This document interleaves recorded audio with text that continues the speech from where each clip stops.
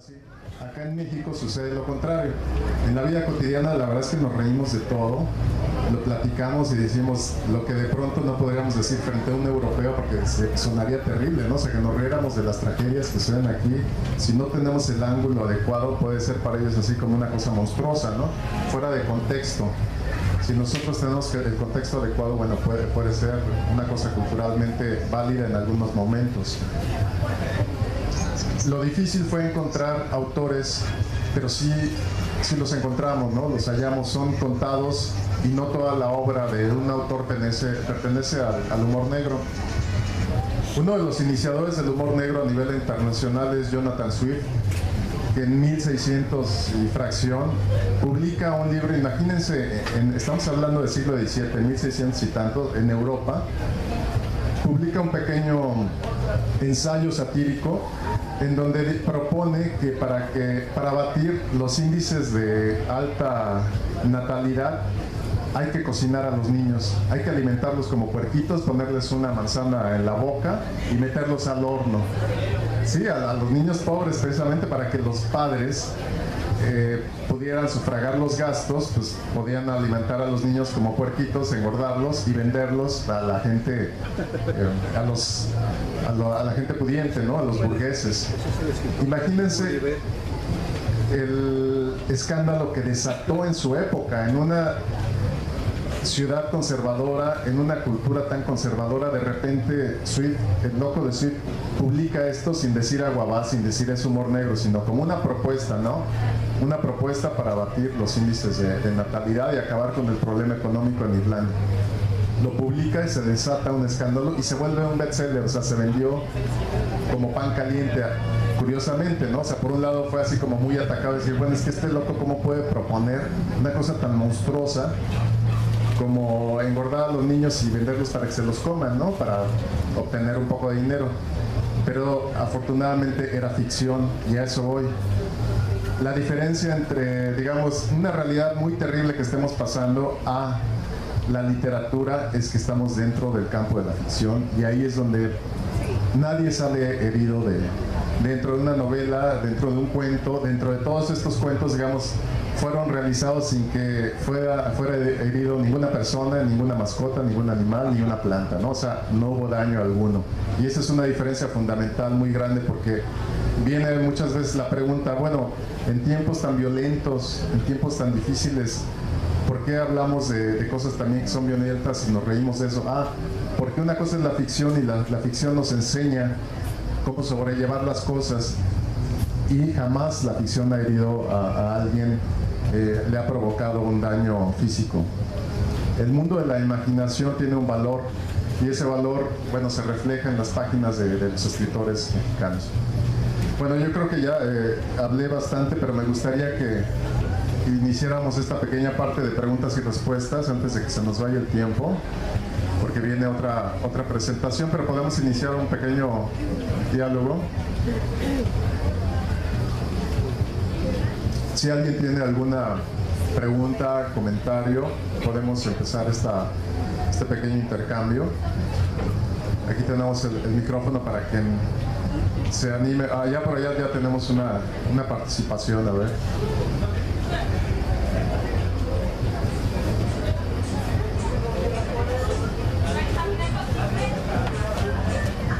Gracias, buenas noches. Una pregunta, me queda claro cuando en la intervención de Alfonso Regel comentaba en el surrealismo, ¿qué características son necesarias para escribir humor negro?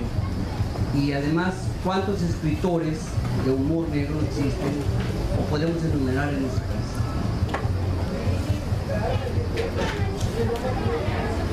Bueno, precisamente aquí tenemos una muestra de humor negro en México. Tenemos aquí como a 15 escritores, podemos mencionar a alguno de ellos.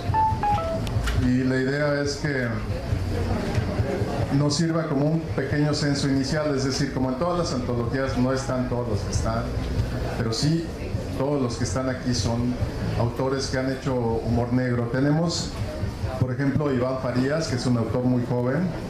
Tenemos a Francisco Hinojosa, un autor muy reconocido mexicano. Tenemos a Ana Romero, a Raquel Castro, Alfonso Regel, Gabriel Rodríguez Lisiaga, Juana Inés Dehesa, que es hija de Ángel Dehesa, Germán Dehesa, Ángel es su hermano, Germán Dehesa, Eduardo Uchín Sosa, José Luis Zárate. Tenemos a Salvador Gallardo, que es hijo del estridentista, de un poeta estridentista mexicano que se llama Salvador Gallardo también, Rodolfo J.M., Armando Vega Gil, que perteneció a este grupo de los Botellita de Jerez, que tiene también un humor negro y que también es escritor a la vez que es músico. Hilario Peña, que tiene varias novelas policíacas negras. Tenemos a Jaime Alfonso Sandoval, por ejemplo.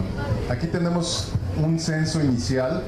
Por supuesto que podría haber más autores, pero es una propuesta para decir, bueno, aquí hay un manojo de autores mexicanos que por lo menos en alguna novela, en algún cuento han incurrido en este género.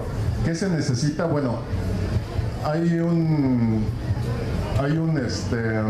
autor que ustedes conocerán de nombre Sigmund Freud, que habla sobre los mecanismos del humor negro, y él dice que el sentido del humor en general es una especie de cortocircuito que une dos extremos que normalmente no se tocarían, ¿no? Él siempre pone los ejemplos, fíjense muy bien, entre la vida y la muerte. Curiosamente el humor negro es esto, es la unión entre la vida y la muerte. Bueno, por ejemplo, creo yo entonces que si tú vas a escribir con humor negro tienes que tener cierto desparpajo, que no te importen las fronteras éticas, morales, un poco jugar con esta especie de sadismo, que en el fondo pues es divertido y sabes que pues nadie te lo toma en serio, a pie juntilla, al pie de la letra. Entonces de eso se trata. Pero también es cierto, fíjate tú, Andrés, que por ejemplo, si es difícil encontrar narradores que practiquen el humor negro en la literatura nacional, todavía es más difícil encontrar poetas que tengan humor. Casi no hay poetas que practiquen el humor, que salpiquen sus poemas con algunos versos ahí letales, venenosos, de humor negro. No hay casi, son muy pocos. Son muy pocos los poetas que practican cierto humor feliz y gozoso. Porque todavía la poesía se toma más en serio, ¿no? Pues son verdaderos arcángeles que bajaron de alguna nube por ahí, ¿verdad? O no sé, los poetas tienen como, o algunos poetas, no todos por supuesto, pero algunos tienen como esas ínfulas de grandeza y ajenas a lo terrenal. Y bueno, no se ve ni la más mínima expresión del humor en sus poemas, cuando hay otros autores que han sido, por ejemplo, poetas que practican el humor y que es muy divertidos o muy festivos, como Efraín Huerta, Jorge Eduardo Eggleston, Gerardo Denis, Gonzalo Rojas, no sé, me acuerdo de algunos nada más, pero es muy curioso que el humor negro, que es tan característico en nuestras relaciones sociales, siempre nos estamos bullyingando, haciéndonos bullying. Antes nos decíamos, nos dábamos carrilla, agarrábamos de bajada al primer baboso que se nos ponía enfrente, ¿verdad? Entonces, como quieran decirlo, bueno, yo y mis hermanos siempre nos estamos dando carrilla, me dan a mí, yo les doy a uno y el otro se da, y nos la pasamos fenomenal, ¿verdad? De pelos, como dicen. Pero en realidad es algo muy cotidiano. El humor negro lo practicamos con mucha frecuencia y me parece a mí que es una buena manera de para enfrentar a veces la difícil vida que llevamos.